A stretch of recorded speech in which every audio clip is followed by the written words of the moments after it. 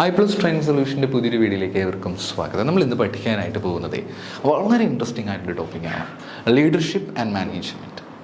നമുക്കിന്ന് ലീഡർഷിപ്പിനെ പറ്റി പഠിക്കണം. ഞാനിത് ഇൻട്രസ്റ്റിംഗ് എന്ന് പറയാൻ കാരണം നമ്മളെല്ലാവരും ടീച്ചേഴ്സ് ആകാൻ പോകുന്നവരാണ്. അപ്പം ടീച്ചേഴ്സ് ആകാൻ പോകുന്നവരെ സംബന്ധിച്ച് ഏറ്റവും പ്രധാനപ്പെട്ട ക്വാളിറ്റിയിലൊന്നാണ് ലീഡർഷിപ്പ് എന്ന് പറയുന്നത്. ബിക്കോസ് നമ്മൾ കുട്ടികളെ നയിക്കണം, കുറേ കാര്യങ്ങൾ നമുക്കത് ചെയ്യാനായിട്ടുണ്ട്. അപ്പം ലീഡ് ചെയ്യുക എന്ന് പറയുന്നതും വളരെ പ്രധാനപ്പെട്ട ഫംഗ്ഷനൊന്നും തന്നെയാണല്ലോ, അല്ലേ? എത്രയോ പ്രോഗ്രാംസ് നമ്മൾ ക്ലാസ് മുറിക്കുള്ളിലും ക്ലാസ് മുറിക്ക് പുറത്തുമൊക്കെ നടത്തേണ്ടതായിട്ടുണ്ട്. നമുക്ക് അറേഞ്ച്മെൻറ്റ്സും മറ്റുമൊക്കെ കൃത്യമായിട്ട് ചെയ്യേണ്ടതായിട്ടുണ്ട്. അങ്ങനെ കുറേ കാര്യങ്ങൾ നമുക്ക് കാണുവാനും നമുക്ക് ചെയ്യുവാനും ഒക്കെയുണ്ട്. അപ്പോൾ അങ്ങനെ വരുമ്പോഴത്തേക്ക് ലീഡർഷിപ്പ് എന്ന് പറഞ്ഞിരിക്കുന്ന വളരെ പ്രധാനപ്പെട്ട കാര്യം തന്നെയാണ്. കുറേ കാര്യങ്ങളെ പറ്റിയൊക്കെ നമുക്ക് ആദ്യം കൊടുത്തിട്ടുണ്ട്. Just read it, that's all. വലിയ ഇമ്പോർട്ടൻസ് ഇല്ല. ലീഡർഷിപ്പ് എന്താണെന്ന്, ഹൂ ഈസ് എ ലീഡർ എന്നുള്ള കാര്യങ്ങളൊക്കെ ഇവിടെ കൃത്യമായിട്ടും കൊടുത്തിട്ടുണ്ട്. വാട്ട് ഈസ് മാനേജ്മെൻറ്റ് എന്നുള്ള കാര്യവും കൃത്യമായിട്ടും കൊടുത്തിട്ടുണ്ട്. ലീഡർഷിപ്പ് മാനേജ്മെൻറ്റ് തമ്മിലുള്ള ഡിഫറൻസിനെ പറ്റി പറയുകയാണെങ്കിൽ ഇവിടെ കൊടുത്തിട്ടുണ്ട്. U can read that. Leadership എന്ന് പറയുമ്പോഴത്തേക്ക് ഡയറക്ഷൻ സെറ്റ് ചെയ്യുക, ഇൻസ്പയർ ചെയ്യുക, ഡ്രൈവിംഗ് ചേഞ്ച്, മാറ്റങ്ങൾ കൊണ്ടുവരണമെങ്കിൽ വലിയൊരു ചേഞ്ച്, ഒരു ഡ്രൈവറായിട്ടാണ് നമുക്ക് ലീഡർഷിപ്പ് കാണുവാനായിട്ട് പറ്റുന്നത് കേട്ടോ. മാറ്റങ്ങൾ കൊണ്ടുവരണമെങ്കിൽ അതിന് വലിയൊരു ഇതായിട്ട്, കാരണം ഒരു നല്ല ലീഡറാണ് നിങ്ങളെങ്കിൽ ക്ലാസ് മുറിക്കുള്ളിൽ നിങ്ങൾക്ക് വലിയ മാറ്റങ്ങൾ കൊണ്ടുവരാൻ പറ്റും. ഒരു നല്ല ലീഡറാണ് നിങ്ങളെങ്കിൽ കുട്ടികളുടെ സ്വഭാവത്തിൽ പോലും വലിയ മാറ്റങ്ങൾ കൊണ്ടുവരാൻ പറ്റും. സമൂഹത്തിനിടയിൽ നിങ്ങൾ പഠിപ്പിക്കുന്ന ക്ലാസ് മുറിയെ പറ്റിയിട്ട് നല്ലൊരു അഭിപ്രായം, നിങ്ങളുടെ സ്കൂളിനെ പറ്റി നല്ലൊരു അഭിപ്രായം ഉണ്ടാക്കിയെടുക്കുവാനായിട്ട് തീർച്ചയായും സാധിക്കും. അതിനുള്ള ഒരുപാട് അവസരങ്ങൾ നമ്മുടെ എഡ്യൂക്കേഷൻ സിസ്റ്റം നിങ്ങൾക്ക് പ്രൊവൈഡ് ചെയ്യുന്നുണ്ട്. ഒരു നല്ല ടീച്ചർക്ക് തീർച്ചയായും ഒരുപാട് ഡെവലപ്പ് ചെയ്ത് വരാൻ സാധിക്കുന്ന എത്രയോ കാര്യങ്ങൾ നിങ്ങൾക്ക് അവിടെ കാണുവാൻ സാധിക്കും. അപ്പം ഒരു നല്ല ലീഡർ ആയിട്ട് മാറാൻ പറ്റണം നമ്മളെ കൊണ്ട്. അപ്പം അത് തന്നെയാണ് ഇവിടെ പറയുന്നത്. ജസ്റ്റ് വായിച്ചു വെക്കേണ്ട കാര്യങ്ങളേ ഉള്ളൂ കേട്ടോ. അതിനകത്ത് അങ്ങനെ ഭയങ്കര സംഭവമായിട്ടൊന്നും പഠിക്കാനായിട്ടില്ല. മാനേജ്മെൻറ്റ് എന്ന് പറയുമ്പോഴത്തേക്ക് ഇവിടെ പറയുന്നുണ്ട് ഒരു കൃത്യമായിട്ട് കാര്യങ്ങൾ മാനേജ് ചെയ്യുക എന്നൊക്കെ കാര്യങ്ങൾ പറയുന്നുണ്ട്. അതൊന്നും വലിയ ഇമ്പോർട്ടൻസ് വരുന്ന കാര്യങ്ങളല്ല. സോ വാട്ട് അബൌട്ട് ദി അപ്രോച്ചസിനെ പറ്റി പറയുമ്പോഴത്തേക്ക് കുറേ കാര്യങ്ങളുണ്ട്. അപ്രോച്ചസിലേക്ക് പറയുമ്പോഴത്തേക്ക് കൂടുതലായിട്ടും ലീഡർഷിപ്പിലാണെങ്കിൽ വിഷൻ, മോട്ടിവേഷൻ, ഇന്നോവേഷൻസ് ഒക്കെയാണ് നമുക്ക് കാണാൻ സാധിക്കുക. കൂടുതലും ഒരു ട്രാൻസ്ഫോർമേഷണൽ അപ്രോച്ച് നമ്മൾ പിന്നീട് പഠിക്കും. Body mean by transformational approaches എന്നൊക്കെയുള്ള കാര്യം. കൂടുതലും ട്രാൻസ്ഫോർമേഷണൽ അപ്രോച്ചസിനാണ് ലീഡർഷിപ്പിൽ ഇമ്പോർട്ടൻസ് കൊടുക്കുന്നതെങ്കിൽ management has given much importance to the process, system, structure, അങ്ങനെ കുറേ കാര്യങ്ങളൊക്കെയാണ് ചെയ്യുന്നത്. സ്കില്ലിനെ പറ്റിയിട്ടുള്ള കാര്യം പറയും. ഇതൊക്കെ വായിച്ച് വെക്കേണ്ട കാര്യങ്ങളേ ഉള്ളൂ. അങ്ങനെ ഭയങ്കര ഇമ്പോർട്ടൻ്റ് ആയിട്ട് ഭയങ്കര സംഭവമായിട്ടുള്ള കാര്യങ്ങളൊന്നും അല്ല ഇതൊന്നും. ലീഡർഷിപ്പ് എന്ന് പറയുമ്പോഴത്തേക്ക് ഇമോഷണൽ ഇൻ്റലിജൻസ് വേണം, സ്ട്രാറ്റജിക് തിങ്കിങ് വേണം, കമ്മ്യൂണിക്കേഷൻ വേണം, ഇൻഫ്ലുവൻസ് വേണം, കുറേ കാര്യങ്ങളുണ്ട്. മാനേജ്മെൻറ്റ് എന്ന് പറയുമ്പോഴത്തേക്ക് planning, organising, problem solving, decision making, പിന്നെ എന്തെല്ലാം ഫങ്ഷൻസ് ഉണ്ടോ അവയെല്ലാം നമ്മൾ കൃത്യമായിട്ടും ഫുൾഫിൽ ചെയ്യേണ്ടതായിട്ട് വരും. ലീഡർഷിപ്പ് ആണെങ്കിലും മാനേജ്മെൻറ്റ് ആണെങ്കിലും നല്ലൊരു ബന്ധം ഉണ്ടാക്കിയെടുക്കേണ്ടതായിട്ട് വരും. മാനേജ്മെൻറ്റിൻ്റെ ഒരു പ്രത്യേകത എന്ന് പറയുമ്പോഴത്തേക്ക് കുറച്ചും കൂടെ നമുക്ക് സീരിയസ് ആയിട്ടുള്ള ബന്ധം ഉണ്ടാക്കിയെടുക്കാനായിട്ട് പറ്റും. അതോറിറ്റിയും റെസ്പോൺസിബിലിറ്റിയും ഒക്കെ വെച്ചുകൊണ്ട് കുറച്ചും കൂടെ ഒരു സീരിയസ് ആയിട്ടുള്ള ബന്ധം, കുറച്ചും കൂടെ സീരിയസ് ആയിട്ട് കാര്യങ്ങളെ മാനേജ് ചെയ്യാൻ പറ്റുന്ന രീതിയിൽ വളരെ സീരിയസ് ആയിട്ടുള്ള ബന്ധം ഉണ്ടാക്കിയെടുക്കുവാനായിട്ട് എവിടെ സാധിക്കും? ഈ പറഞ്ഞിരിക്കുന്ന ലീഡർഷിപ്പിൽ നമുക്ക് തീർച്ചയായിട്ടും മാനേജ്മെൻറ്റ് സാധിക്കും. കുറച്ചൊരു അതോറിറ്റീസൊക്കെ ഭയങ്കര കൂടുതലായിരിക്കും. എന്നാൽ അതേ സമയത്ത് ലീഡർഷിപ്പിൽ അങ്ങനെയല്ല കേട്ടോ. ലീഡർഷിപ്പ് നമ്മൾ കുറച്ചും കൂടെ ഒരു ഫ്രണ്ട്ലി മാനറിലാണ് പോകേണ്ടത്. അങ്ങനെയുള്ള കുറേ കാര്യങ്ങളൊക്കെ നമുക്ക് ലീഡർഷിപ്പിൽ നമുക്ക് കാണാനായിട്ട് പറ്റുക. ടൈം ഫ്രെയിമിനെ പറ്റി കൂടി കൊടുത്തിട്ടുണ്ട്. കൂടുതലും ലീഡർഷിപ്പ് ലോങ് ടൈം ആണെങ്കിൽ ഇവിടെ ലോങ് ടൈമും ആയിരിക്കും, ഷോർട്ട് ടൈമും ആയിരിക്കും, ഡേ ടു ഡേ ആയിട്ടുള്ള കാര്യങ്ങൾ നമുക്ക് എവിടെ കാണാൻ പറ്റും, ഇവിടെ നമുക്ക് കാണാനായിട്ട് പറ്റും. പിന്നെ ഒരു നല്ല ലീഡർക്ക് വേണ്ട ചില ക്വാളിറ്റീസ് നോക്കാം. വിഷണറി, നല്ലൊരു വിഷനുള്ള വ്യക്തിയായിരിക്കണം ലീഡർ. വിഷനുള്ള വ്യക്തി എന്ന് പറഞ്ഞാൽ എന്താ അർത്ഥമാക്കുന്നത്? എന്താണ് അതുകൊണ്ട് അർത്ഥമാക്കുന്നത്? മുൻപിലുള്ള കാര്യത്തെ അല്ലെങ്കിൽ കുറേ നാൾ കഴിയുമ്പോൾ എങ്ങനെയാണ് എന്നതിനെപ്പറ്റി കൃത്യമായൊരു ധാരണയുണ്ടാകണം. കുറച്ച് നാളുടെ കഴിയുമ്പോഴത്തേക്ക് എങ്ങനെയായിരിക്കാം നമ്മൾ എന്നുള്ളതിനെ പറ്റി ഒരു ധാരണയുണ്ടാകണം. റൈറ്റ്? എന്തായിരിക്കാം നമ്മുടെ സിസ്റ്റം, നമ്മുടെ കാര്യങ്ങൾ, രീതികൾ, എല്ലാത്തിനെ പറ്റിയും നമുക്കൊരു കൃത്യമായ ധാരണ തീർച്ചയായിട്ടും ഉണ്ടായിരിക്കണം. That is a first point. വ്യക്തമായിട്ടുമുള്ളൊരു ബന്ധം, വ്യക്തമായിട്ടുമുള്ളൊരു കാഴ്ചപ്പാടുണ്ടായിരിക്കണം. എങ്കിലേ പറ്റൂ. ഏതൊരു നല്ല ലീഡറാണെങ്കിലും നിങ്ങൾക്ക് നോക്കിയാൽ മനസ്സിലാക്കാനായിട്ട് സാധിക്കും അവർക്ക് എപ്പോഴും ഈ കാഴ്ചപ്പാടുകൾ ഉണ്ടായിരുന്നു. 10 വർഷം കഴിയുമ്പോൾ ഞാൻ എങ്ങനെയായിരിക്കും? നിങ്ങളിൽ എത്ര പേർക്ക് ആ ഒരു കാഴ്ചപ്പാടുണ്ട്? ചിലപ്പോൾ കുറച്ച് പേർക്കെങ്കിലും ഉണ്ടായിരിക്കും. ഇല്ലെങ്കിൽ നിങ്ങൾക്ക് ഈ നിമിഷം നിങ്ങൾ ഉണ്ടാക്കിയെടുക്കണം. ഒരു 2 വർഷം കഴിയുമ്പോൾ ഞാൻ ഏതെങ്കിലും ഒരു ഹയർ സെക്കൻഡറി സ്കൂൾ ഗവൺമെൻറ് സെക്ടറിൽ തന്നെ ജോലിക്ക് കയറുകയും കുട്ടികളെ പഠിപ്പിക്കുകയും ചെയ്യും എന്നൊരു കാര്യം നമുക്കെല്ലാവർക്കും ഇമാജിൻ ചെയ്യാനായിട്ട് പറ്റും. അപ്പോൾ ആ രീതിയിലുള്ളൊരു വലിയ ബന്ധം നമുക്കിവിടെ കാണുവാനായിട്ട് പറ്റണം എന്നുള്ളതാണ് ഇവിടെ പറയുന്ന പോയിന്റ്. അപ്പോൾ ആ ഒരു റിലേഷൻഷിപ്പാണ് നമുക്കിവിടെ ഒരു വിഷനറി നമുക്ക് തീർച്ചയായിട്ടും നല്ല വിഷൻ നമുക്ക് തീർച്ചയായിട്ടും ഉണ്ടാകണം. ഇൻസ്പയർ ചെയ്യിപ്പിക്കുവാനായിട്ടുള്ള കഴിവുണ്ടായിരിക്കണം. ഇൻസ്പയർ ചെയ്യിപ്പിക്കുവാനുള്ള കഴിവ്, മോട്ടിവേറ്റ് ചെയ്യിപ്പിക്കാനുള്ള കഴിവ്, നമ്മുടെ കൂടെ നിൽക്കുന്ന ആൾക്കാരെ ഒന്നും കൂടെ ഒന്ന് മോട്ടിവേറ്റ് ചെയ്ത് അവരെ മുന്നോട്ട് കൊണ്ടുവരാനുള്ളൊരു കഴിവ് നമുക്ക് തീർച്ചയായിട്ടും ഉണ്ടാകണം. That is about the inspiration. Inspire ചെയ്യിപ്പിക്കാനുള്ളൊരു കഴിവ് തീർച്ചയായും ഉണ്ടാകണം. ഇന്നോവേറ്റീവായിട്ട് ചിന്തിക്കാൻ പറ്റിയിരിക്കണം. പുതിയ ഐഡിയാസ്, കുറച്ചും കൂടെ ക്രിയേറ്റീവായിട്ട് ചിന്തിക്കാൻ, കുറച്ചും കൂടെ ഇന്നോവേറ്റീവായിട്ട് ചിന്തിക്കുവാനായിട്ട് നമ്മളെ കൊണ്ട് പറ്റിയിരിക്കണം. ആ ഒരു ഇന്നോവേറ്റീവ്, പുതിയ ഐഡിയാസ്, പുതിയ നൂതനമായിട്ടുള്ള കാര്യങ്ങൾ നമുക്ക് കൊണ്ടുവരാനായിട്ട് നമുക്ക് തീർച്ചയായിട്ടും കഴിഞ്ഞിരിക്കണം. അതാണ് ഇന്നോവേഷൻ എന്നതുകൊണ്ട് പ്രധാനമായിട്ടും ഉദ്ദേശിക്കുന്നത്. എംപത്തറ്റിക്കായിട്ട് ചിന്തിക്കുവാൻ പറ്റിയിരിക്കണം. എംപത്തറ്റിക്കായിട്ട് മറ്റുള്ളവരുടെ പ്രശ്നങ്ങൾ കൃത്യമായിട്ട് മനസ്സിലാക്കിക്കൊണ്ട് അതിനൊരു പരിഹാരം അത് മനസ്സിലാക്കുക എന്നുള്ളത്. നമ്മൾ ഈ സിമ്പത്തറ്റിക്കായിട്ട് ചിന്തിക്കുന്നതും എംപത്തറ്റിക്കായിട്ട് ചിന്തിക്കുന്നതും വ്യത്യാസമുണ്ട്. സിമ്പതി എന്ന് പറയുമ്പോൾ മറ്റൊരാളുടെ കാഴ്ചപ്പാട് നമ്മുടെ കാഴ്ചപ്പാടിൽ മറ്റൊരു പ്രശ്നത്തെ കാണുന്നതാണ്. അതല്ലെങ്കിൽ കുറച്ചുകൂടെ വ്യക്തമായിട്ട് പറയുകയാണെങ്കിൽ, അയാൾക്ക് ആ പ്രശ്നം ഉണ്ടായോ എന്ന് ഞാൻ എൻ്റെ കാഴ്ചപ്പാടിലാണ് അതിനെ കാണുന്നത്. That is called sympathy. എന്നാൽ മറ്റൊരാൾക്ക് പ്രശ്നമുണ്ടാകുമ്പോൾ എനിക്കാണ് ആ ഒരു സിറ്റുവേഷൻ വന്നിട്ടുണ്ടായിരുന്നെങ്കിൽ എന്ത് ചെയ്തേനെ എന്നുള്ളതാണ് നമ്മൾ എംപത്തറ്റിക്കായിട്ട് ചിന്തിക്കുക എന്ന് പറയുന്നത്. അപ്പോൾ എംപത്തറ്റിക്കായിട്ട് ചിന്തിക്കാൻ കഴിഞ്ഞിരിക്കണം. എംപത്തറ്റിക്കായിട്ട് നമുക്ക് ചിന്തിക്കാൻ കഴിയുമ്പോഴാണ് ഒരു മനുഷ്യനെ നമുക്ക് യഥാർത്ഥ രീതിയിൽ മനസ്സിലാക്കിയെടുക്കുവാൻ സാധിക്കുന്നത്. അതൊക്കെ നമ്മളെ കൊണ്ട് സാധിക്കണമെന്നാണ് പറയുന്നത്. പിന്നെ ഡിസിസീവ് ആയിരിക്കണമെന്ന് പറയുന്നുണ്ട്. പെട്ടെന്ന് ഇൻഫർമേഷൻസ് എടുക്കുവാനായിട്ട് കഴിഞ്ഞിരിക്കണം. എടുക്കുന്ന ഇൻഫർമേഷൻസിലും എടുക്കുന്ന തീരുമാനങ്ങളിലും കൃത്യമായിട്ട് കണ്ടിന്യൂ ചെയ്യാനായിട്ട് പറ്റിയിരിക്കണം. ക്വിക്കായിട്ടുള്ള കാര്യങ്ങളൊക്കെ ആയിരിക്കണം ചെയ്യേണ്ടത്. പിന്നെ integrity is very very important. Integrity വളരെ പ്രധാനപ്പെട്ടതാണ്. ഓണസ്റ്റി, എത്തിക്കൽ ബിഹേവിയർ, കൺസിസ്റ്റൻസി ഇവയെല്ലാം മറ്റൊരു പ്രധാനപ്പെട്ട പോയിന്റുകളായിട്ട് നമുക്ക് കാണുവാൻ സാധിക്കും. So these are the very important key characteristics of an effective leader. ഒരു നല്ല ലീഡറിൻ്റെ പ്രധാനപ്പെട്ട ക്യാരക്ടറിസ്റ്റിക്സ് ആണ് ഈ കൊടുത്തിരിക്കുന്ന എല്ലാം. ജസ്റ്റ് വായിച്ചു വെക്കേണ്ട കാര്യങ്ങളേ ഉള്ളൂ. നല്ലൊരു മാനേജർക്ക് വേണ്ട പ്രത്യേകതകളെ പറ്റി പറയുകയാണെങ്കിൽ അദ്ദേഹം ശരിക്കും പറഞ്ഞു കഴിഞ്ഞാൽ ഒരു മാനേജർ തന്നെയാണ് യഥാർത്ഥത്തിൽ ലീഡറായിട്ട് പറയുന്നത്. പിന്നെയും നമ്മുടെ സിലബസിൽ അതിനിങ്ങനെ എടുത്തെടുത്ത് പറഞ്ഞ സ്ഥിതിക്ക് ഞാനൊന്ന് ഉൾപ്പെടുത്തി പറഞ്ഞു എന്ന് മാത്രമേ ഉള്ളൂ. ഒരു മാനേജർക്കാണെങ്കിലും ഇതുപോലെ തന്നെയാണല്ലേ. ഒരു നല്ല മാനേജർ ആണെങ്കിൽ അയാൾ കൃത്യമായിട്ട് കാര്യങ്ങൾ പ്ലാൻ ചെയ്തിരിക്കണം, കൃത്യമായിട്ട് കാര്യങ്ങൾ ഓർഗനൈസ് ചെയ്തിരിക്കണം, കൃത്യമായിട്ടും കാര്യങ്ങൾ കൺട്രോൾ ചെയ്തിരിക്കണം. അപ്പോൾ അതൊരു നല്ല മാനേജർക്ക് വേണ്ട പ്രധാനപ്പെട്ട ക്വാളിറ്റീസാണ് ഇവയൊക്കെ തന്നെ. നന്നായിട്ട് മാനേജർ പ്ലാൻ ചെയ്യാൻ സാധിക്കണം, റിസോഴ്സൊക്കെ കൃത്യമായിട്ട് ഓർഗനൈസ് ചെയ്യാനായിട്ട് സാധിക്കണം. കുറേ കാര്യങ്ങൾ നമുക്കതിൽ തന്നെ കാണുവാനായിട്ട് പറ്റും. സോ അതാണ് അടുത്ത പോയിൻ്റായിട്ട് പറയുന്നത്. പിന്നെ ഡീറ്റെയിൽ ഓറിയൻറ്റഡ് ആണ് അടുത്ത കാര്യം. കുറച്ചും കൂടെ ആക്യുറസി ഉറപ്പ് വരുത്താനൊക്കെ ആയിട്ട് മാനേജർ എപ്പോഴും ശ്രമിക്കും. നല്ലൊരു കമ്മ്യൂണിക്കേറ്ററായി ഇതൊക്കെ നമുക്ക് വേണമെങ്കിൽ ലീഡേഴ്സിൻ്റെ ക്വാളിറ്റീസായിട്ടും ഫീച്ചേഴ്സായിട്ടും ഒക്കെ നമുക്ക് പറയുവാനായിട്ട് പറ്റുന്ന കാര്യങ്ങളാണ്.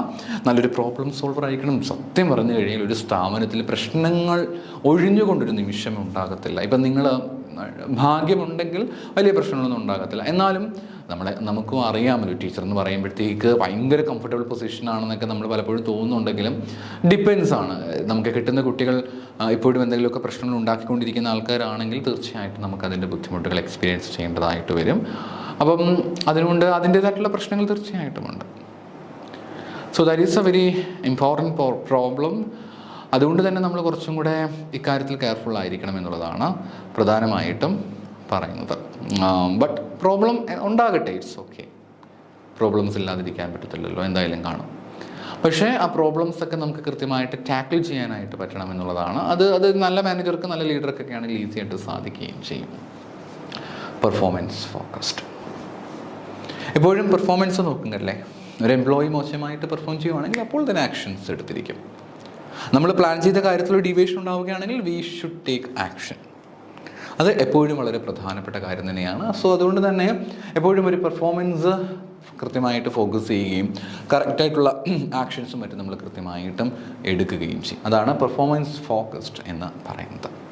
പിന്നെയുള്ള കാര്യമാണ് ഡെലിഗേറ്റേഴ്സ്. ഡെലിഗേറ്റേഴ്സ് എന്ന് പറയുമ്പോഴത്തേക്ക് അതോറിറ്റീസും മറ്റുമൊക്കെ നമ്മൾ ഡെലിഗേറ്റ് ചെയ്ത് കൊടുക്കുക എന്നുള്ളതാണ് ഡെലിഗേറ്റേഴ്സിനകത്ത് പറയുന്ന കാര്യം. ഡെലിഗേറ്റ് ചെയ്ത് കൊടുക്കുക എന്ന് പറയുമ്പോഴത്തേക്ക് മുകൾ ടോപ്പ് ലെവലിലുള്ള ഞാൻ തന്നെ എല്ലാ കാര്യങ്ങളും ചെയ്യണമെന്ന് നിർബന്ധമൊന്നുമില്ല. എനിക്ക് അത്ര സീരിയസ് അല്ലാത്ത തോന്നുന്ന കാര്യങ്ങൾ എനിക്ക് എന്ത് ചെയ്യാനായിട്ട് പറ്റും, തൊട്ട് താഴെ വരുന്ന ആളുകൾക്കിടയിലേക്ക് അതെനിക്ക് കൊടുക്കുവാനായിട്ട് പറ്റും. അപ്പം എനിക്കത് ഡെലിഗേറ്റ് ചെയ്ത് കൊടുക്കുവാനായിട്ട് സാധിക്കുന്നതാണ്. So that is about the delegators. Delegation നമ്മളതിനെ കണക്ട് ചെയ്തിട്ടാണ് പറയുന്നത്.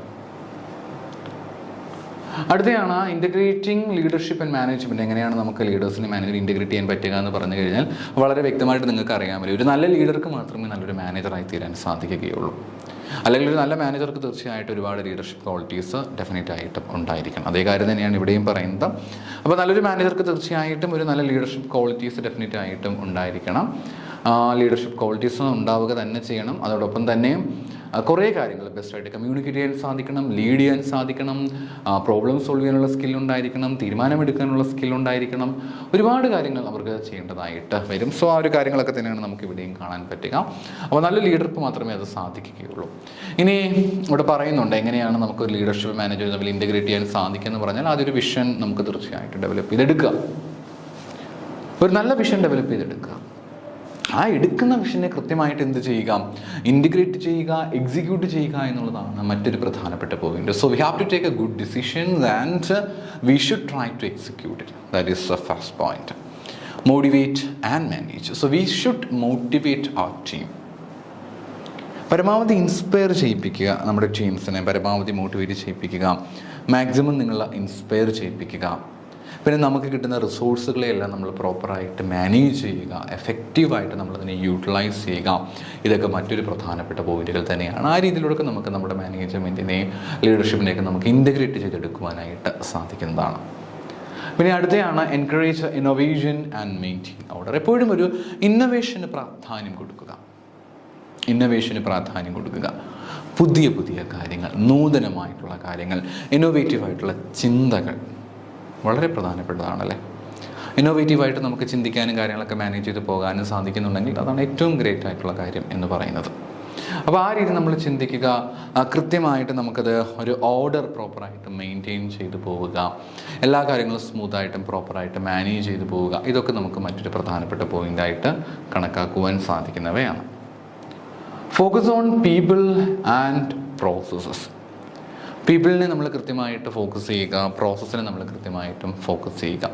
പീപ്പിളിനെ കൃത്യമായിട്ടും അതേപോലെ പ്രോസസ്സിനെയാണ് നമ്മൾ പ്രോപ്പറായിട്ട് നോക്കേണ്ടത്. ആളുകളുമായിട്ടൊക്കെ നല്ലൊരു ബന്ധമുണ്ടാക്കിയെടുക്കുവാനായിട്ട് സാധിച്ചിരിക്കണം. അതേപോലെ തന്നെ മാക്സിമം പീപ്പിളിനെയും അതേപോലെ കാര്യങ്ങളൊക്കെ നമുക്ക് സപ്പോർട്ട് ചെയ്ത് കൊണ്ടുപോകാനായിട്ട് നമ്മളെ കൊണ്ട് തീർച്ചയായിട്ടും പറ്റിയിരിക്കണം. അടുത്തയാണ് അഡാപ്റ്റബിലിറ്റി. ഭയങ്കര ഫ്ലെക്സിബിളായിട്ട് കാര്യങ്ങൾ ചെയ്യുക കേട്ടോ. എല്ലായ്പ്പോഴും ഒരു ഫ്ലെക്സിബിലിറ്റി ഉണ്ടായിരിക്കണം. നമ്മുടെ സ്വഭാവത്തിലാണെങ്കിൽ തീർച്ചയായിട്ടും ഒരു ഫ്ലെക്സിബിലിറ്റി ഉണ്ടായിരിക്കണം.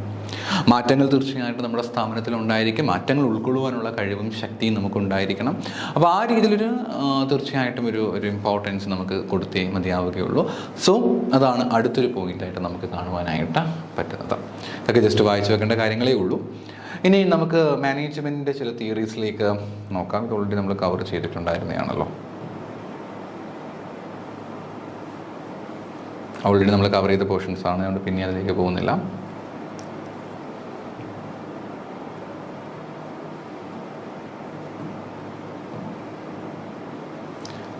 തിയറീസ് ഓഫ് മാനേജ്മെൻറ്റിലേക്ക് ഞാൻ ഓൾറെഡി കവർ ചെയ്തുകൊണ്ട് പിന്നെ ഞാൻ അതിലേക്ക് പോകുന്നില്ല. You can read it, no issues. അടുത്തയാണ് ലീഡർഷിപ്പുമായിട്ട് ബന്ധപ്പെട്ടിരുന്ന പ്രധാനപ്പെട്ട തിയറീസ് നോക്കാം. ഒന്നാമത്തെ തിയറിയാണ് ട്രൈറ്റ് തിയറി എന്ന് പറയുന്നത്. ഈ ഒരു തിയറിക്കകത്ത് പറഞ്ഞിരിക്കുന്നത് ഒരു വ്യക്തി എന്ന് പറഞ്ഞിരിക്കുമ്പോൾ ഒരു വ്യക്തി ഒരു നല്ല ലീഡറാണെങ്കിൽ he must have certain traits. ചില ട്രേഡ്സ് ആ വ്യക്തികൾക്ക് ഉണ്ടായിരിക്കണം. ട്രേഡ്സ് എന്ന് പറയുമ്പോഴത്തേക്ക് ചില ക്വാളിറ്റീസ്. അതിൻ്റെ യഥാർത്ഥ അർത്ഥം എനിക്കറിയില്ല, മലയാള അർത്ഥം ഇങ്ങ് പറയാനായിട്ട്. പക്ഷേ ട്രൈറ്റ്സ് എന്ന് പറഞ്ഞാൽ ചില ക്വാളിറ്റീസ് ഉണ്ടായി. അത് ഇന്നേറ്റ് ആയിട്ടുള്ള ക്വാളിറ്റീസ് ആയിരിക്കും. അതായത് കമ്മ്യൂണിക്കേറ്റ് ചെയ്യാനുള്ള കഴിവ്. നമുക്ക് കണ്ടില്ല, ചില കുട്ടികളെ കാണുമ്പോൾ നമുക്കറിയാം അവനെ ഭയങ്കരമായിട്ട് ഇന്നോവേറ്റീവ് അല്ല, അവൻ ഭയങ്കര ആക്റ്റീവായിരിക്കും. ഒരു ഡിസിഷൻ എടുക്കുന്ന സമയത്താണെങ്കിലും, ഒരു പ്രോബ്ലം സോൾവ് ചെയ്യുന്ന സമയത്താണെങ്കിലും, ഒരു കാര്യത്തെ പ്രസൻറ്റ് ചെയ്യുന്ന സമയത്താണെങ്കിലും, ഈവൻ ഒരു കാര്യത്തിന് മറ്റുള്ളവരെ കൺവീൻസ് ചെയ്യുന്ന കാര്യത്തിലാണെങ്കിലും ചില ആളുകൾക്ക് പ്രത്യേക കഴിവാണ്. അത് പ്രത്യേകിച്ച് അവർ എങ്ങും പോയി പഠിച്ചിട്ടുണ്ടാക്കിയ കഴിവല്ല. They have certain talents. അതുകൊണ്ടാണ് അവരങ്ങനെ ചെയ്യുന്നത്. അപ്പോൾ അതാണ് ഇവിടെയും പറയുന്നത്. ചില നോൺ ലീഡേഴ്സിനെ കമ്പയർ ചെയ്യുമ്പോഴത്തേക്ക് leaders have certain skills, certain innate traits in themselves. അതാണ് ആദ്യം പറഞ്ഞിരിക്കുന്ന പോയിന്റ്. പക്ഷേ അത് 100% അങ്ങനെ ഉറപ്പിച്ച് പറയാനൊന്നും പറ്റില്ല കേട്ടോ. ഇതിന് ഒരുപാട് ക്രിറ്റിസിസംസ് നേരിട്ടുള്ളൊരു തിയറിയാണ് ട്രൈറ്റ് തിയറി എന്ന് പറയുന്നത്. ഇതിൻ്റെ പ്രധാനപ്പെട്ട ഈ കോൺസെപ്റ്റുകൾ എന്ന് പറയുമ്പോഴത്തേക്ക് കഴിവുകൾ എന്തൊക്കെയാണെന്ന് കേട്ടോ ഇവിടെ പറയുന്നത്. ഇൻ്റലിജൻസ് ഉണ്ടായിരിക്കണം, കോൺഫിഡൻസ് ഉണ്ടായിരിക്കണം, ഡിസിസീവ്നെസ് ഉണ്ടായിരിക്കണം. ഡിസിസീവ്നെസ് വെച്ചാൽ ഒരു തീരുമാനം എടുത്തു കഴിഞ്ഞാൽ അത് നടപ്പിലാക്കി അതേപോലെ കൊണ്ടുപോകാനുള്ള കഴിവുണ്ടായിരിക്കണം. ഇൻറ്റഗ്രിറ്റി ഉണ്ടായിരിക്കുക, സോഷ്യബിലിറ്റി, ഇതൊക്കെ ശരിക്കും പറഞ്ഞു കഴിഞ്ഞാൽ ഒരു നല്ല ട്രെയ്റ്റ്സ് ആണ്. ഇതൊക്കെ ഓൾറെഡി ആ ആളുകൾക്ക് ഉണ്ടായിരിക്കും എന്ന് പറഞ്ഞു. Leaders R bone with these traits. അവരിത് ട്രെയിൻ ചെയ്തെടുക്കുന്നതല്ല, ജനിക്കുമ്പോഴേ അവർക്ക് ഇത്തരം സ്കില്ലുകൾ ഉള്ളതായിട്ടാണ് ട്രെയ്റ്റ് തിയറി അവകാശപ്പെടുന്നത്. അത് 100% പോയിട്ട് നമുക്കതിനെ ഉറപ്പിച്ച് പറയാൻ പറ്റും. എത്രയോ ആളുകളുണ്ടല്ലേ. ഇപ്പം നിങ്ങൾ കുട്ടികളുടെ കാര്യം തന്നെ എക്സാമ്പിൾ നോക്കി, അല്ലെങ്കിൽ നിങ്ങൾക്ക് അതിനെ പരിചയമുള്ള എത്രയോ അധികം ആൾക്കാരുണ്ട്. അവരൊക്കെ ശരിക്കും പറഞ്ഞു കഴിഞ്ഞാൽ അവരൊന്നും തന്നെയും ജനിക്കുമ്പോഴേ ലീഡേഴ്സായിട്ട് മാറിയിട്ടല്ല വരുന്നത്. പകരം അവർ കുറേ നാളത്തെ എക്സ്പീരിയൻസിലൂടെ അവർ ഗെയിൻ ചെയ്തെടുക്കുന്ന സ്കിൽസാണ് അവയെല്ലാം തന്നെ. അതുകൊണ്ട് നമുക്കൊരിക്കലും ഇത്തരം സ്കിൽസ് എന്ന് പറഞ്ഞിരിക്കുന്നത് നമുക്ക് അക്യൂർ ചെയ്തെടുക്കുന്ന സ്കില്ലുകളായിട്ടേ നമുക്ക് കാണാനായിട്ട് പറ്റുകയുള്ളൂ. അക്യൂർ ചെയ്തെടുക്കുന്ന സ്കില്ലുകളായിട്ട് അല്ല ഇവർ പറയുന്നത്. പക്ഷെ നമുക്കറിയാം നമ്മുടെ സൊസൈറ്റിയിൽ അങ്ങനെ എത്രയോ അക്യൂർ ചെയ്ത് നമുക്ക് എടുക്കുവാനായിട്ട് പറ്റും. എന്നാൽ ഈ ആസ് പെർ ദിസ് തിയറി അങ്ങനെ അക്യൂർ ചെയ്തെടുക്കാനായിട്ട് സാധിക്കുകയില്ല എന്നാണ് ഇവർ അവകാശപ്പെടുന്നത്. And trait theory has been used in leadership selection, development process. Organization often assess potential leaders based on these traits. Okay. സാധാരണ രീതിയിൽ നമുക്ക് ചില ആളുകൾക്ക് കഴിവുകളൊക്കെ ഉണ്ടോ ഇല്ലയോ എന്നൊക്കെ അറിയാനായിട്ട് നമുക്കിത് യൂസ് ചെയ്യാനായിട്ട് സാധിക്കുകയും ചെയ്യും. ആൻഡ് സോ ജസ്റ്റ് അത്ര ഈ തിയറിക്കകത്ത് പറയുന്നുള്ളൂ കേട്ടോ. ഇവരുടെ ആകെ പറയുന്ന കാര്യം ഇത്രയേ ഉള്ളൂ. നമുക്ക് ലീഡർഷിപ്പിന് കുറച്ച് ട്രെയ്റ്റ്സ് ആവശ്യമായിട്ടുണ്ട്. അപ്പോൾ അങ്ങനെ വരുന്ന ട്രെയ്റ്റ്സ് നമുക്ക് ഇമ്പോർട്ടൻ്റ് ആയിട്ടുള്ള കാര്യം തന്നെയാണ്.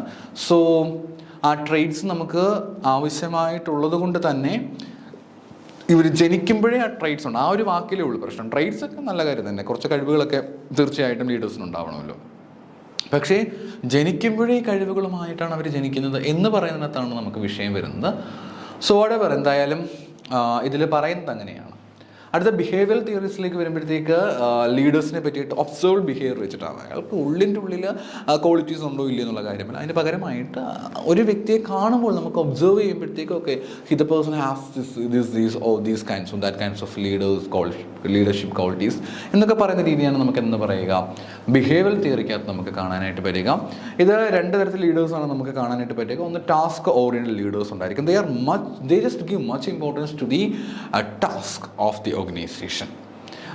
They are mainly focusing on setting goals, clarifying roles, planning, organizing and monitoring performance to ensure the task complete. ഒരു ജോലി അവരെ ഏൽപ്പിച്ചു കഴിഞ്ഞാൽ അവർ കൃത്യമായിട്ട് ആ ജോലി ചെയ്യും. ആ ഒരു ജോലി ചെയ്യാൻ അവർ പ്ലാൻ ചെയ്യും, കാര്യങ്ങൾ കൃത്യമായിട്ടും ഓരോ ലക്ഷ്യങ്ങൾ അവർ സെറ്റ് ചെയ്ത് വെക്കും. ഓരോ ആൾക്കാരും ചെയ്യേണ്ട റോൾസിനെ പറ്റി they are aware about it, plan ചെയ്യും, ഓർഗനൈസ് ചെയ്യും, and they put all the efforts to manage it, and they should identify the deviation from the plans and they are trying to control it. So they are doing a lot of other tasks, but it is completely task oriented, task based. So that kind of leadership is called a task oriented behavior. ഒരാളുടെ ജോലിയുമായിട്ട് ബന്ധപ്പെട്ട് വരുന്ന ഒരാളുടെ ഒരു ടാസ്കുമായിട്ട് ബന്ധപ്പെട്ടിരുന്ന ബിഹേവിയറാണ് task oriented behaviours എന്ന് പറയുക. എന്നാൽ അതേ സ്ഥാനത്ത് റിലേഷൻഷിപ്പ് ഓറിയൻറ്റഡ് ബിഹേവിയേഴ്സ് എന്ന് പറയുമ്പോഴത്തേക്ക് ഇറ്റ് ഈസ് എൻറ്റയർലി ഡിഫറെൻറ്റ്. ഇവിടെ ഒരു ബന്ധങ്ങൾക്കാണ് ഇമ്പോർട്ടൻസ് കൊടുക്കുക. They give importance to the teams, the collaboration, making informal relationships, അങ്ങനെയൊക്കെയുള്ള കുറേ കാര്യങ്ങൾക്ക് ഇമ്പോർട്ടൻസ് കൊടുക്കുന്ന രീതിയാണ് നമുക്കെന്ന് പറയുക റിലേഷൻഷിപ്പ് ഓറിയൻറ്റഡ് ബിഹേവിയേഴ്സ് എന്ന് പറയുക. ടാസ്കിൻ്റെ നേരെ ഓപ്പോസിറ്റ് ആണെന്ന് പറയുന്നത് ബന്ധങ്ങൾ, റിലേഷൻഷിപ്പ് ഓറിയൻറ്റഡ് ബിഹേവിയേഴ്സ് എന്ന് പറയുന്നത്. ഇനി ഈ ബിഹേവിയർ തിയറീസിൻ്റെ പ്രധാനപ്പെട്ട കുറേ ആപ്ലിക്കേഷൻസിനെ പറ്റിയിട്ടൊക്കെ ഇവർ കൃത്യമായിട്ടും പറയുന്നുണ്ട്. കുറേ പ്രോഗ്രാംസും മറ്റുമൊക്കെ അറേഞ്ച് ചെയ്ത് കൊടുക്കുക. അങ്ങനെ കുറച്ച് കാര്യങ്ങളൊക്കെ ഇവർ കൃത്യമായിട്ടും ഇതിനകത്ത് നമുക്ക് കാണുവാനായിട്ട് പറ്റും. കണ്ടിന്യൂൻസി തിയറി എന്ന് പറയുന്ന ബിഹേവിയർ തിയറി നേരെ ഓപ്പോസിറ്റ് ആയിട്ടുള്ള കാര്യമാണ്. നമുക്ക് ഒരിക്കലും ഒരു ലീഡർഷിപ്പിനെ ഇന്നതാണ് എന്ന രീതി നമുക്ക് ഒരിക്കലും മുൻപേ പ്രെഡിക്റ്റ് ചെയ്ത് വെക്കാനായിട്ട് പറ്റുകയില്ല. അത് എങ്ങനെയാണ് നമുക്ക് പ്രെഡിക്റ്റ് ചെയ്യാനായിട്ട് സാധിക്കുക? അത് 100% ഒരു വ്യക്തി ഇങ്ങനെ തന്നെ ആയിരിക്കും നമുക്ക് ഒരിക്കലും 100% പ്രെഡിക്റ്റ് ചെയ്ത് വെക്കുവാനായിട്ടൊന്നും സാധിക്കുകയില്ല. It is completely depends on this situation. ഓരോ വ്യക്തിയുടെയും സാഹചര്യങ്ങൾക്കനുസരിച്ച് കൊണ്ട് ഈ പറഞ്ഞിരിക്കുന്ന കാര്യങ്ങളിൽ ചേഞ്ചസ് സംഭവിച്ചുകൊണ്ടിരിക്കുമെന്നാണ് പറയുന്നത്. സിറ്റുവേഷൻസ് ബേസ് ചെയ്തിട്ടാണ്, ഓരോ ആൾക്കാരുടെയും സാഹചര്യങ്ങൾക്ക് അടിസ്ഥാനമാക്കിയിട്ടാണ് എന്ത് സംഭവിക്കുന്നത്, ഈ പറഞ്ഞിരിക്കുന്ന ലീഡർഷിപ്പ് മാറിക്കൊണ്ടേയിരിക്കുന്നത്. That is called the contingency approach. നമ്മളതിനെയാണ് കണ്ടിജൻസി അപ്രോച്ചസ് എന്ന് പറയുക, കണ്ടിജൻസി തിയറി എന്ന് പറയുക. ഇതിൽ പറയുന്നൊരു വളരെ പ്രധാനപ്പെട്ട കാര്യമാണ്, ഒരിക്കലും നമുക്കൊരു വൺ സൈസ് ഫിറ്റ്സ് ഉള്ള അപ്രോച്ച് ഒന്നും പറ്റത്തില്ല. എല്ലായ്പ്പോഴും ഒരേ കാര്യം നമുക്ക് ഫോളോ ചെയ്യാനായിട്ടൊന്നും ഒരിക്കലും സാധിക്കത്തില്ല. അത് മാറിക്കൊണ്ടേയിരിക്കുമെന്നാണ് പറയുന്നത്, ഡിപ്പെൻഡ് ചെയ്തുകൊണ്ടിരിക്കുമെന്നാണ് പറയുന്നത്. ഓരോ ആൾക്കാരുടെ സ്വഭാവത്തിനനുസരിച്ച് അത് മാറിക്കൊണ്ടേയിരിക്കുമെന്ന് പറയുന്നതാണ് എന്നു പറയുന്നത് ഈ പറഞ്ഞിരിക്കുന്ന കണ്ടിജൻസി തിയറീസ് എന്ന് പറയുക. പിന്നെ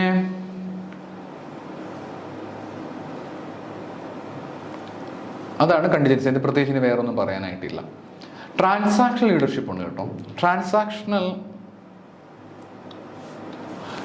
ലീഡർഷിപ്പ് എന്ന് പറഞ്ഞു കഴിഞ്ഞാൽ ഒരു ട്രാൻസാക്ഷണൽ ബന്ധമായിരിക്കും ആര് തമ്മിൽ ഉണ്ടായിരിക്കുക, ലീഡേഴ്സും ഫോളോവേഴ്സും തമ്മിൽ ഉണ്ടായിരിക്കുക. ഒരു ട്രാൻസാക്ഷണൽ ബന്ധമായിരിക്കും ഉണ്ടായിരിക്കുക. Leaders clarify the role, task and goals for their followers. They provide rewards and punishment based on performance. ഇന്ന ജോലി നീ ചെയ്തേ പറ്റൂ എന്ന് കൃത്യമായിട്ട് പറഞ്ഞിട്ടുണ്ടായിരിക്കും. നീ ആ ജോലി കൃത്യമായിട്ട് ചെയ്യുകയാണെങ്കിൽ I will give you the rewards. നീ ആ കാര്യം കൃത്യമായിട്ട് ചെയ്യുന്നില്ലെങ്കിൽ I will give you the punishments. Reward കിട്ടും, ഐദർ റിവാർഡ് കിട്ടും അല്ലെങ്കിൽ പണിഷ്മെൻറ്റ്, എന്തെങ്കിലും ഒന്നും കിട്ടാതിരിക്കത്തില്ല. അപ്പം ജോലി കൃത്യമായിട്ട് ചെയ്യണമെന്നുള്ളത് പറ്റിയിട്ട് യാതൊരു സംശയവും ഇവർ കൃത്യമായിട്ട് അതിന് ഫോക്കസ് ചെയ്യുന്നുണ്ട്, ഫോളോ ചെയ്യുകയും ചെയ്യുന്നുണ്ട്. So always give importance to the transactions. Transaction leaders emphasize exchange of rewards on effort and achievement. നിങ്ങൾ എടുക്കുന്ന ജോലിക്ക്, എഫേർട്സിനും നിങ്ങളുടെ അച്ചീവ്മെൻറ്റ്സിനും ഒക്കെ അവർ കൃത്യമായിട്ടും എന്ത് കൊടുക്കുകയാണ് ചെയ്യുന്നത്, ഇവിടെ റിവാർഡ്സുകൾ കൊടുക്കുകയാണ് ചെയ്യുന്നത്, റിവാർഡുകൾ കൊടുക്കുകയാണ് ചെയ്യുന്നത്. നിങ്ങൾ എന്തൊക്കെ ജോലിയാണ് ചെയ്യുന്നത്, ചെയ്യാത്തത്, അങ്ങനെ കുറേ കാര്യങ്ങളെ പറ്റി കണക്ട് ചെയ്തുകൊണ്ട് പ്രോപ്പറായിട്ടാണ് കാര്യങ്ങൾ ചെയ്യുന്നതെങ്കിൽ they will give you the rewards. അത്രയേ ഉള്ളൂ ഇവിടെ പറയുന്നത്. നിങ്ങൾ പ്രോപ്പറായിട്ട് ജോലി ചെയ്യുന്നില്ലെങ്കിൽ നിങ്ങൾക്ക് തീർച്ചയായിട്ടും പണിഷ്മെൻറ്റും കിട്ടും. Transaction leadership is commonly found in organization where സ്ട്രക്ചറൊക്കെ കൂടുതലും ഭയങ്കര റൂൾസ് ആൻഡ് റെഗുലേഷൻസ് ഉള്ള, ഭയങ്കര ഫോമലായിട്ടുള്ള, അങ്ങേയറ്റം സ്ട്രിക്റ്റ് ആയിട്ടുള്ള ഓർഗനൈസേഷൻസിലൊക്കെയാണ് നമുക്ക് ശരിക്കും പറഞ്ഞു കഴിഞ്ഞാൽ ട്രാൻസാക്ഷൻ ലീഡർഷിപ്പ് കൂടുതലായിട്ടും കാണാം. എല്ലായിടത്തും ഉണ്ട്, എന്നാലും കൂടുതലായിട്ടും നമുക്ക് കാണാൻ സാധിക്കുന്നത് ഇതുപോലെയുള്ള സ്ഥലങ്ങളിലായിരിക്കും. പക്ഷേ ഇതുകൊണ്ട് ഗുണമുണ്ടോ എന്ന് ചോദിച്ചു കഴിഞ്ഞാൽ തീർച്ചയായും ഗുണമുണ്ട്. കാരണം എന്താണ്, ഒരു പ്രോപ്പറായിട്ട് നമുക്ക് ഡിസിപ്ലിൻ മെയിൻറ്റെയിൻ ചെയ്യാനായിട്ട്, അതേപോലെ അക്കൗണ്ടബിലിറ്റി കൃത്യമായിട്ട് മെയിൻറ്റെയിൻ ചെയ്യാനായിട്ട്, ഒരു പ്രോപ്പറായിട്ട് നമുക്കൊരു ഓർഡർ കൃത്യമായിട്ട് മെയിൻറ്റെയിൻ ചെയ്യാനായിട്ട്, അങ്ങനെയുള്ള കാര്യങ്ങളൊക്കെ നമുക്ക് നോക്കുമ്പോഴത്തേക്ക് ട്രാൻസാക്ഷൻ ലീഡർഷിപ്പ് ഭയങ്കരമായിട്ട് നമുക്ക് അഡ്വാൻറ്റേജസ് ആയിട്ട് വരാറുണ്ട്. അപ്പോൾ ട്രാൻസാക്ഷൻ ലീഡർഷിപ്പിനെ പറ്റിയിട്ട് നമുക്ക് ഇത്രയുമാണ് പറയാനായിട്ട് ഉള്ളത്. പിന്നെ ഉള്ളതാണ് ട്രാൻസ്ഫോർമേഷണൽ ലീഡർഷിപ്പ്. ട്രാൻസാക്ഷൻ ലീഡർഷിപ്പിനേക്കാളും കുറച്ചും കൂടെ എഫക്റ്റായിട്ട് വരുന്ന ഒന്നാണ് ട്രാൻസ്ഫോർമേഷണൽ ലീഡർഷിപ്പ് എന്ന് പറയുന്നത്. ഇവിടുത്തെ പ്രത്യേകത എന്ന് പറയുമ്പോഴത്തേക്ക് leaders articulate compiling vision for the future challenge the status co, empower develop the followers. ഇവിടെ പറയുന്നത് ട്രാൻസ്ഫോം ചെയ്തെടുക്കുകയാണ്, ഒരാളെ അവിടെ ട്രാൻസ്ഫോം ചെയ്തെടുത്ത് മാറ്റുകയാണ്. നിങ്ങളൊരു സ്ഥലത്തേക്ക് പോകുമ്പോഴത്തേക്ക് നിങ്ങൾ ആദ്യം ഒരു സ്ഥലത്ത് ജോയിൻ ചെയ്യുന്ന സമയത്ത് നിങ്ങളൊരു പക്ഷേ ഭയങ്കര എഫിഷ്യൻ്റ് ആയിരിക്കത്തില്ല, ചിലപ്പോൾ നല്ല കമ്മ്യൂണിക്കേഷൻ സ്കില്ല് നിങ്ങൾക്ക് ഉണ്ടായിരിക്കണമെന്ന് ഇല്ല, നല്ലൊരു ലീഡർഷിപ്പ് ക്വാളിറ്റി നിങ്ങൾക്ക് ഉണ്ടായിരിക്കണമെന്നില്ല, ചിലപ്പോൾ നിങ്ങൾ വലിയ പ്രൊഡക്റ്റീവ് ആയിരിക്കത്തില്ല, നിങ്ങൾ ഒരു പക്ഷേ ആക്റ്റീവ് ആയിരിക്കത്തില്ല. പക്ഷേ ഇവിടെ സംഭവിക്കുന്ന കാര്യം എന്താണ്, പ്രൊഡക്റ്റീവ് ആകുക, ആക്റ്റീവ് ഒന്നും നമ്മൾ ആയിരിക്കത്തില്ല. അപ്പോൾ ഇവിടെ ട്രാൻസ്ഫോർമേഷനിലേക്കാണ് നിങ്ങൾ പോകുന്നതെങ്കിൽ നിങ്ങൾ അവിടെ ചെന്ന് കഴിഞ്ഞാൽ നിങ്ങൾ കുറേ നാൾ കഴിയുമ്പോൾ നിങ്ങൾ പോലും അറിയാതെ നിങ്ങളിൽ വലിയ വലിയ മാറ്റങ്ങൾ ഉണ്ടാകുന്നു. നിങ്ങൾ പോലും അറിയാതെ നിങ്ങളിൽ കുറേ ക്വാളിറ്റീസ് ഉണ്ടാകുന്നു. നിങ്ങൾ പോലും അറിയാതെ നിങ്ങളിൽ കുറേ ചേഞ്ചസുകൾ ഉണ്ടാകുന്നു. റൈറ്റ്?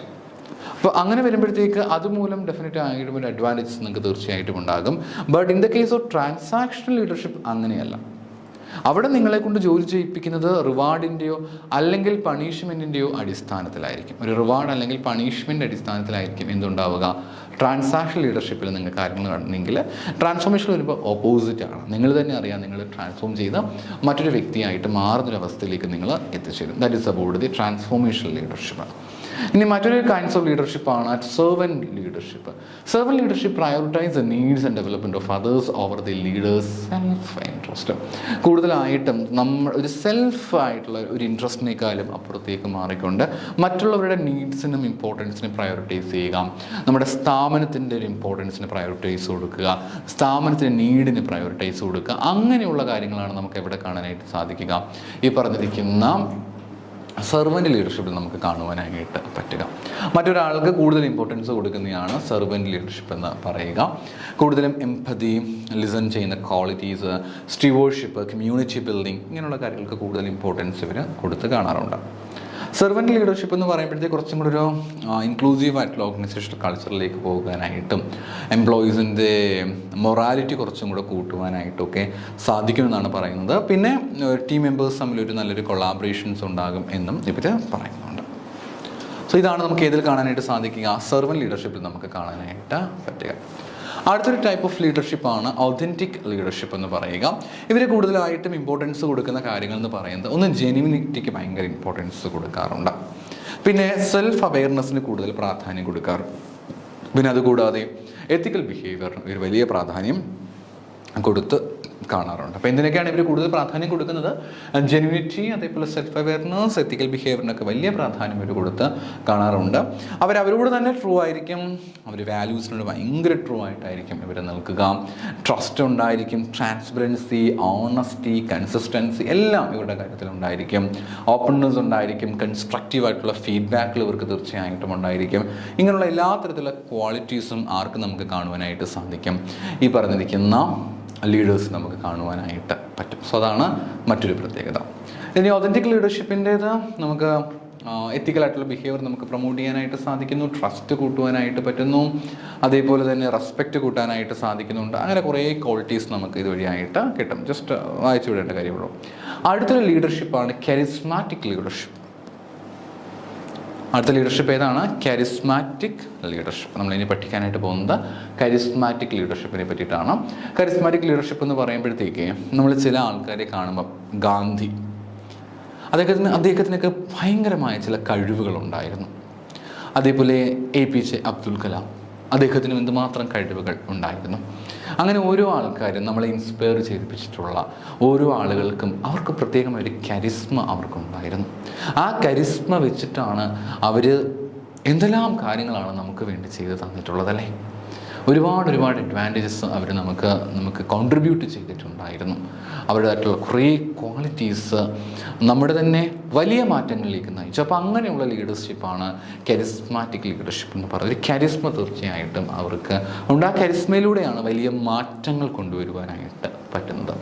കരിസ്മാറ്റിക് ലീഡർഷിപ്പ് എന്ന് പറയുമ്പോഴത്തേക്ക് അതിൽ കുറേ കാര്യങ്ങളുണ്ട്. എൻതൂസിയാസം, എനർജി, ഇമോഷണൽ അപ്പീൽ തുടങ്ങിയ കാര്യങ്ങളൊക്കെ കരിസ്മാറ്റിക് ലീഡർഷിപ്പിൻ്റെ പാർട്ടായിട്ട് നമുക്ക് കാണാൻ സാധിക്കുന്നവയാണ്.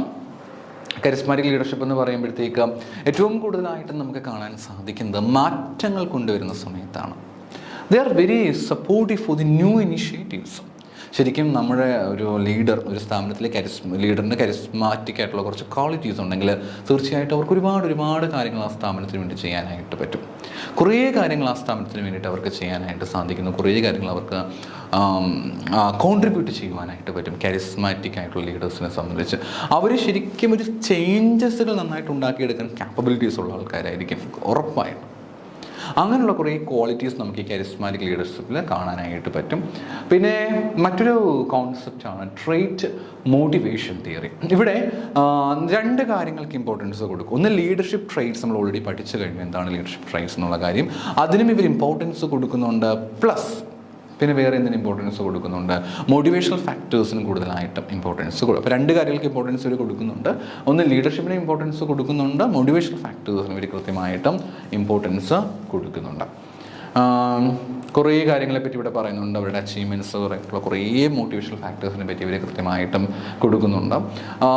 പേഴ്സണാലിറ്റി ട്രെയ്റ്റ്സിനെ പറ്റിയിട്ടും അതേപോലെ നമുക്ക് ഉള്ളിലുള്ള ഇൻട്രൻസിക് മോട്ടിവേഷൻ, എക്സ്ട്രൻസിക് മോട്ടിവേഷൻ, ഇത്തരം കാര്യങ്ങളെ പറ്റിയിട്ടൊക്കെ നമുക്ക് കൃത്യമായൊരു ധാരണ ലഭിക്കുവാനായിട്ട് ഇതുവഴിയായിട്ട് സാധിക്കുന്നു എന്നുള്ളതാണ് ഇതിൻ്റെ ഏറ്റവും പ്രധാനപ്പെട്ട പ്രത്യേകത. നമുക്ക് നമ്മുടെ ഫോളോവേഴ്സിനെയൊക്കെ കൃത്യമായിട്ട് ഇൻസ്പയർ ചെയ്യിപ്പിക്കുവാനായിട്ട് ഇതുവഴിയായിട്ട് സാധിക്കുന്നുണ്ട്. ഓർഗനൈസേഷൻ്റെ ഗോൾസും മറ്റുമൊക്കെ കൃത്യമായിട്ട് അച്ചീവ് ചെയ്യുവാനായിട്ടൊക്കെ നമുക്ക് ഇത്തരത്തിലുള്ള ലീഡർഷിപ്പിലൂടെ നമുക്ക് സാധ്യമാകുന്നുണ്ട്. സോ നമ്മൾ ഇന്ന് തന്നെ കുറേ ടൈപ്പ് ഓഫ് ലീഡർഷിപ്പിനെ പറ്റി പഠിക്കുകയുണ്ടായി. നന്നായിട്ട് പഠിക്കുക. നമുക്ക് മറ്റൊരു വീഡിയോയുമായി വീണ്ടും കാണാം. Thank you.